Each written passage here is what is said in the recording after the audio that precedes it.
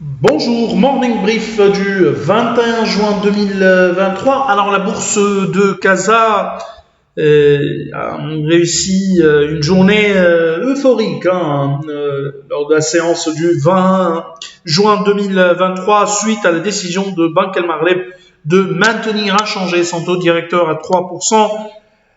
Le Nazi a bondi de 2,63% à 9,18% depuis le début de l'année à 11 704 points.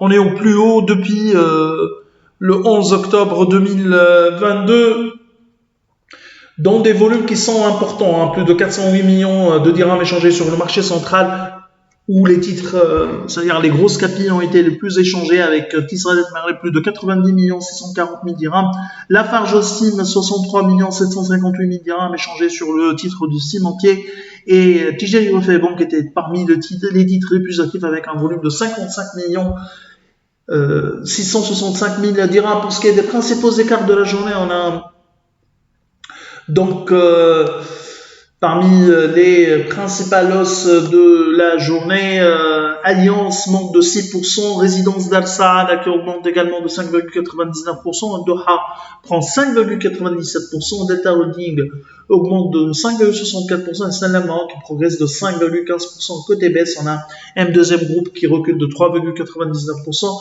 Maghreb Oxygène cède de 3,96%, IBMA.com abandonne 3,93%, MedPaper lâche 2,86% et SMI qui accuse un repli de 0,89%. Alors on n'a pas que le Maghreb qui, après trois hausses successives d'un total de 151 points de base, maintient son taux directeur inchangé à 3%.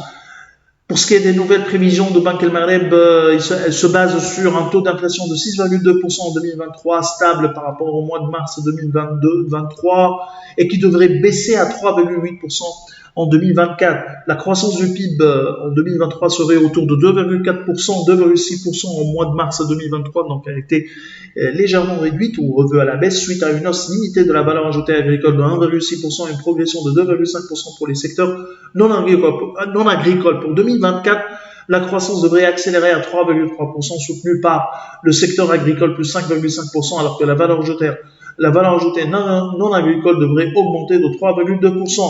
Le déficit budgétaire 2022-23 a été revu à la hausse à 5% contre 4,7% au mois de mars 2023. D'ailleurs, à propos de l'inflation ralentit encore au Maroc à fin mars 2023 avec un taux d'inflation donc qui s'établit à 7,1% contre 7,8% le mois précédent. L'indice des prix à la consommation a baissé de 0,4% au cours du mois de mai suite au recul de 0,8% de l'indice des prix des produits alimentaires.